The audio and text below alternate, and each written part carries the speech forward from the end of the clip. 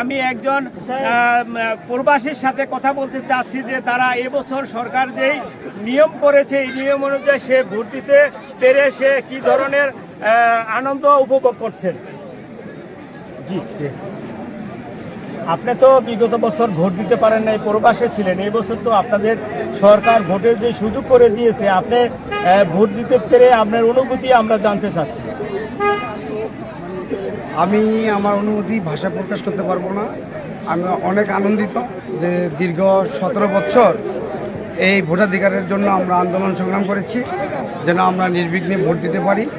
তাই আজকে অনেক বছর পরে নিজ কেন্দ্রে ভোট দিয়েছি, অতএব আমি অনেক আনন্দিত। আপনি কি আপনার পছন্দের প্রার্থীকে ভোট দিতে পেরেছেন কি? জি, ইনশাল্লাহ আমি আমার পছন্দের প্রার্থীকে ভোট দিয়েছি।